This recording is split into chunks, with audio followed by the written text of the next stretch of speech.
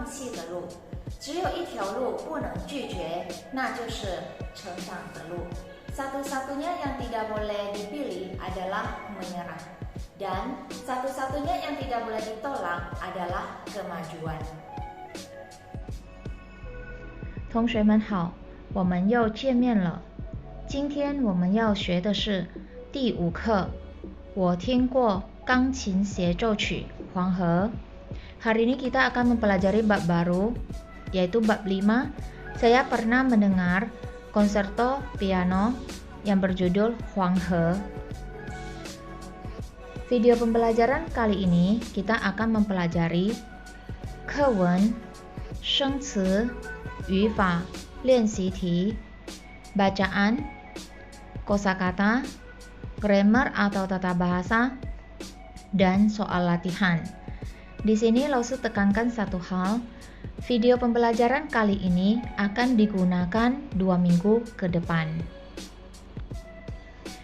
在读生词之前呢，老师先说一件事，就是要先读课文。Sebelum kita masuk ke kosakata, Lausu mengingatkan kita semua untuk membaca teks atau kosakata terlebih dahulu. 好，现在我们学生词吧。在我们的课本第73到75页 kosakata di textbook kita halaman 73 sampai 75. 第一，经历。经历 artinya pengalaman atau mengalami. Pengalaman atau mengalami. 我们看一下句子 kita melihat contoh. 他有很多生活经历。他有很多生活经历 dia mempunyai banyak pengalaman dalam hidupnya. Nah, di sini 经历 artinya pengalaman merupakan kata benda, 名词。第二，yang kedua, 他经历了很多困难。他经历了很多困难 dia banyak mengalami kesulitan. Nah, 经历 di sini artinya mengalami. Mengalami merupakan verb atau kata kerja, 动词。接下来我们看住院 rawat inap. 住院 rawat inap. Contoh kalimat, Mali 住院了。Mali dirawat inap. 下了课我想去医院看他。Setelah selesai pelajaran saya akan mengunjungi dia ke rumah sakit. 住院 rawat inap. 来北京后他常常生病。他还住过一次院呢。Setelah datang ke Beijing, dia sering sakit dan dia pernah dirawat inap 1 kali. Nah, untuk contoh kalimat yang kedua, 住院 boleh dipisah seperti contoh. 中成药 artinya obat racikan atau obat tradisional. Contoh kalimat, 我觉得中成药一点儿都不苦. Saya merasa obat racikan atau obat tradisional sama sekali tidak pahit. Contoh yang kedua, 有些中成药是甜的. 有些中成药是甜的. Ada beberapa obat racikan manis rasanya. Selanjutnya, 脉 denyut nadi. 脉 denyut nadi. 把脉 artinya memeriksa pasien dengan cara memegang denyut nadinya. 中医看病不化验，只用手摸一摸脉就给你开药方。中医看病不化验，只用手摸一摸脉就给你开药方。Tabib biasanya mengobati pasien tanpa melewati labor. Dan mereka hanya memegang nadi, kemudian membukakan resep obat. 药方 Nah, 药方 artinya resep obat. 开药方 membuka resep obat atau menuliskan resep obat. Selanjutnya, 按摩 memijat. 按摩 memijat. 原来按摩也是治病的一种方法。原来按摩也是治病的一种方法。Ternyata memijat juga merupakan salah satu cara untuk mengobati. Nah, terkadang ada beberapa orang yang lebih memilih memijat atau massage untuk berobat atau untuk beristirahat. Zhengjiu, akupuntur. Zhengjiu, akupuntur. Contoh kalimat, 现在用针灸来治病的中医越来越多了。现在用针灸来治病的中医越来越多了。Di zaman sekarang, tabib yang menggunakan cara akupuntur untuk mengobati udah semakin banyak. Zhazhen, zhazhen artinya menusuk jarum. Sedangkan dazhen itu artinya menyuntik. Zhazhen menusuk jarum, dazhen menyuntik. Nah, ini adalah perbedaan antara zhazhen dan dazhen. Si artinya halus atau sesuatu yang sangat tipis. Contoh kalimat, 针灸是用一种很细很细的针扎在身上。针灸是一种很细很细的针扎在身上。Akupuntur adalah salah satu pengobatan dengan menggunakan jarum yang sangat tipis atau yang sangat halus dan ditusuk di badan kita. Chengjing artinya pernah mengalami sesuatu ataupun pernah terjadi sesuatu. Contoh kalimat, 我曾经在中国住过2年。我曾经在中国住过2年。Saya pernah tinggal di negara Tiongkok selama 2 tahun. 他曾经爱过我。他曾经爱过我。Dia pernah mencintai saya. 好 diikuti dengan adjektif atau kata sifat. 好 diikuti dengan adjektif atau kata sifat artinya menyatakan sangat ya atau tingkatan, sangat luar biasa atau sangat enak dan sebagainya. Kita lihat contoh kalimatnya. 我已经去过好多地方了。我已经去过好多地方了。好 ditambah dengan to atau diikuti dengan to artinya sangat banyak ya, sangat banyak. Saya pernah pergi ke banyak tempat. Selanjutnya, 这个学校好大呀。好 diikuti dengan tak merupakan adjektif atau kata sifat. Nah, 这个学校好大呀。sekolah ini sangat besar. Sangat besar. Selanjutnya, ti menyatakan ke berapa, urutan nomor. Contoh kalimat, 这是我第一次来中国的。这是我第一次来中国。Ini adalah yang pertama kali saya datang ke negara Tiongkok, berarti yang pertama. 今天我们要学第二课。今天我们要学第二课。Hari ini kita akan belajar bab 2, berarti unit yang kedua, berarti urutan.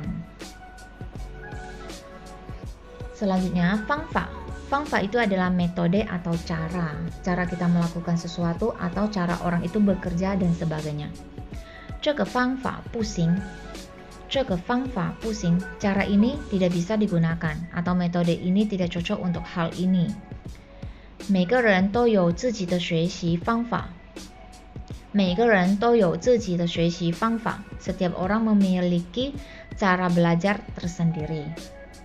Satu lagi, 我不喜欢他的工作方法。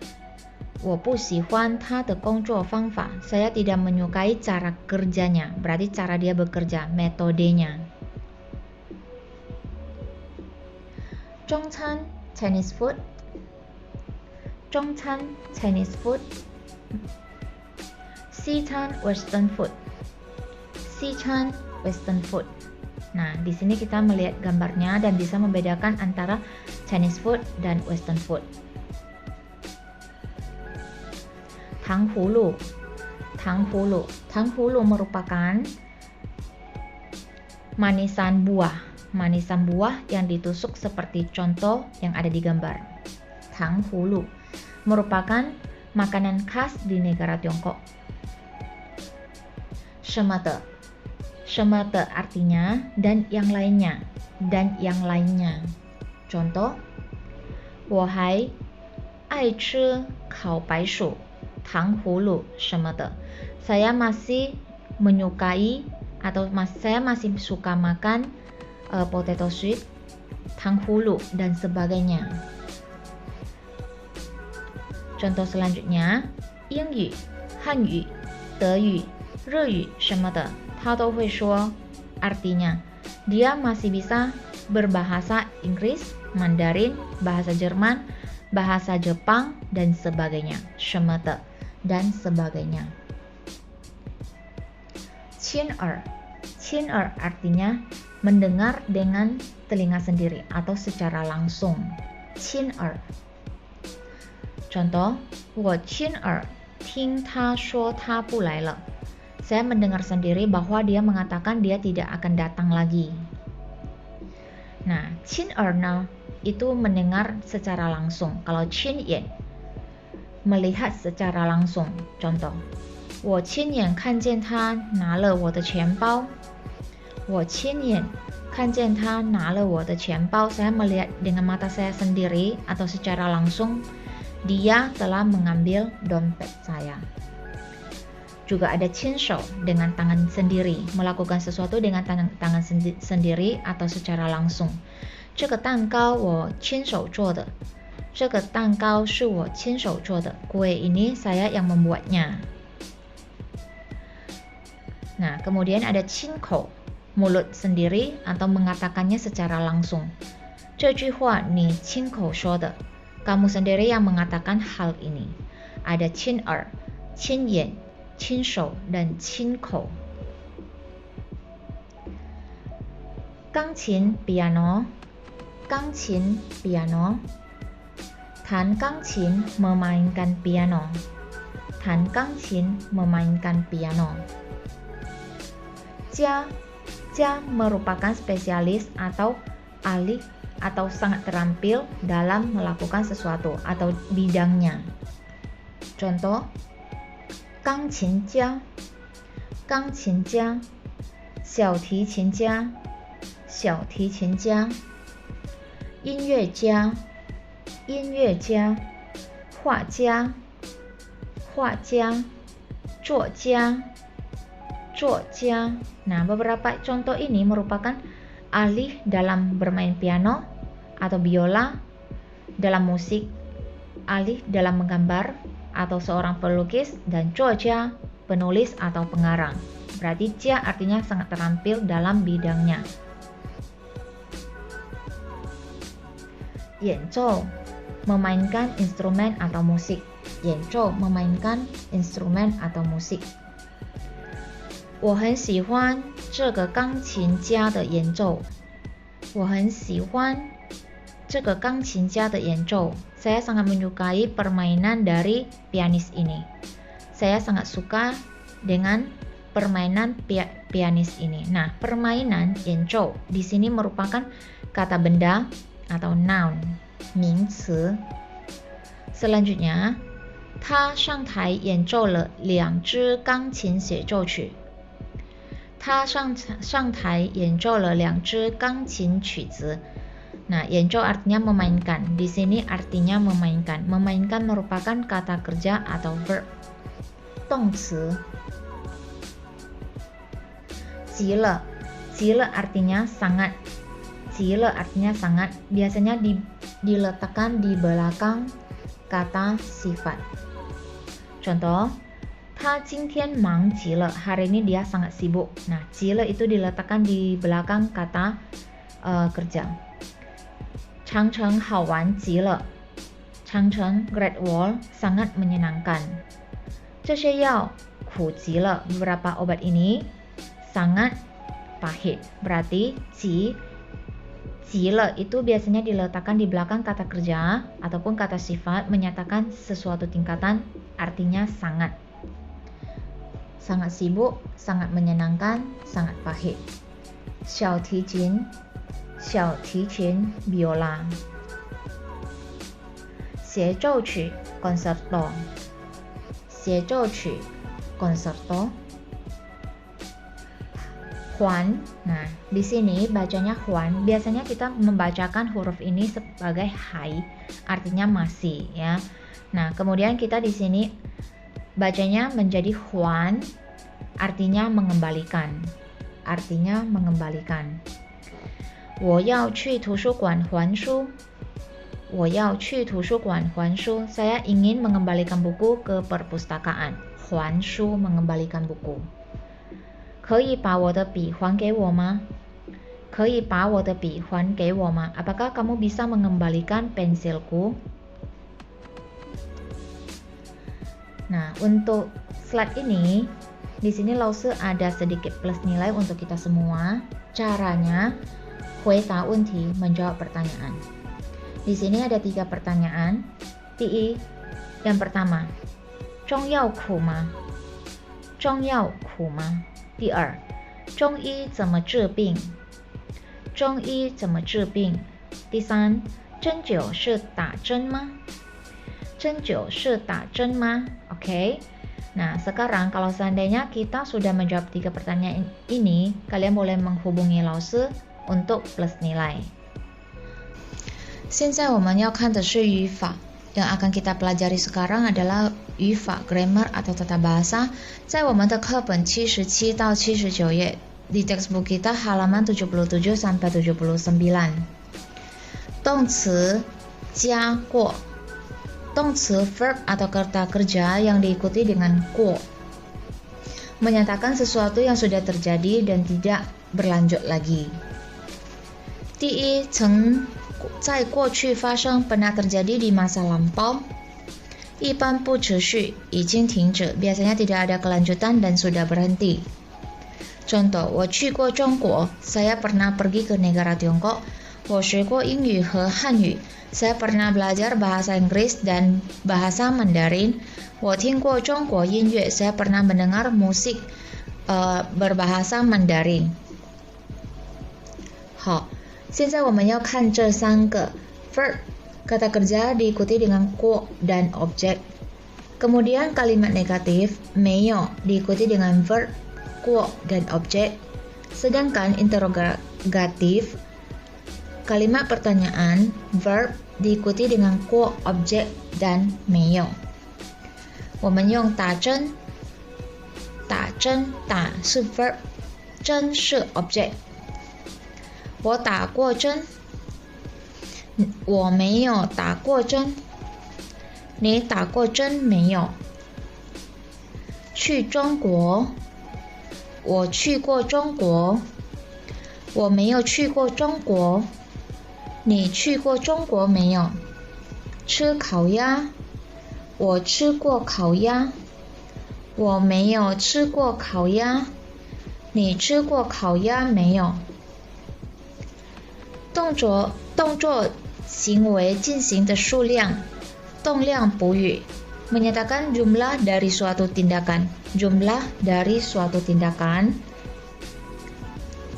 Verb diikuti dengan 过 kemudian frekuensi dan objek. 他来过2次中国。他来过2次中国。Dia pernah datang ke negara Tiongkok sebanyak 2 kali. Frekuensinya atau jumlahnya 2 kali. 我住过3次医院. Saya pernah dirawat inap 3 kali.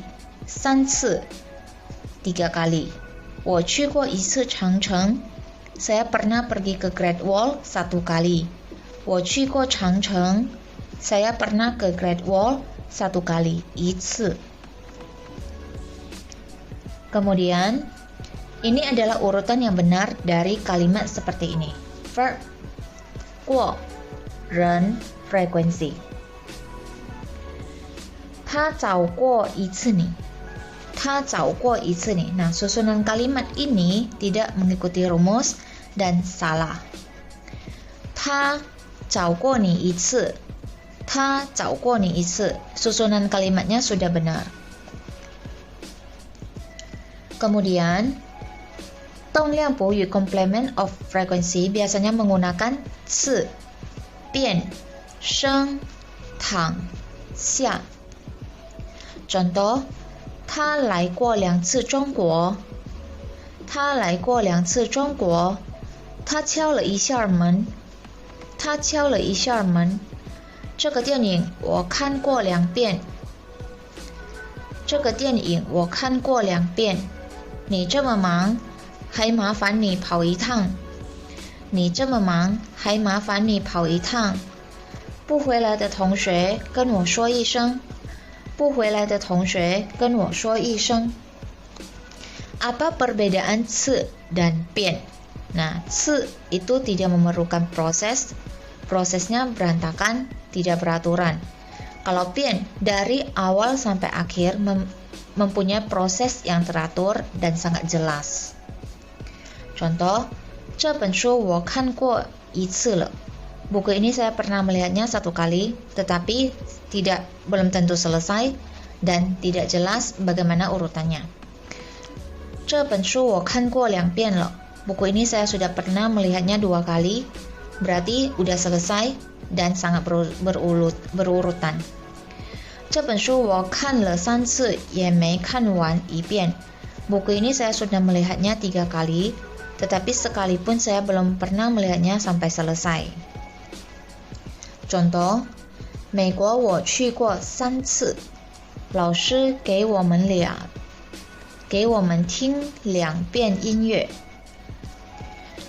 我说了很多遍，你还是听不懂。来中国以后，我已经住过2次院了。北京烤鸭我吃过1次。这本书我看过5遍了。Kemudian ada kata kuo dan le. Kuo dan le. Perbedaannya adalah di struktur kalimat negatif dan artinya. Kita melihat yang pertama, 否定式不同, perbedaan dari kalimat negatif.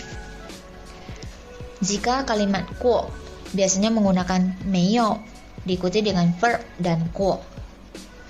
这本书我没看过, buku ini saya belum pernah melihatnya, 不知道好不好. Belum tahu apakah isinya bagus enggak. Nah, seandainya kalimat le menggunakan 没有 diikuti dengan verb dan di belakangnya tidak boleh ditambahkan dengan le. 老师让我们看的书我没看，不知道好不好. Nah, kalimat ini tidak boleh menggunakan le. Kemudian perbedaan arti. 我学了1年汉语。我学了1年汉语. Saya belajar bahasa Mandarin sudah 1 tahun. Nah, le di sini 还在学习, masih dalam proses pembelajaran. 我学过1年汉语. 过 di sini 不学了, sudah berhenti dan tidak belajar lagi. 他去年跟爸爸去了中国. 他去年跟爸爸去了中国. Dia tahun lalu pergi ke negara Tiongkok dengan ayah. Nah, le di sini 还在中国, mereka masih di negara Tiongkok. 他去年跟爸爸去过中国. Tahun lalu dia pergi ke negara Tiongkok dengan ayah.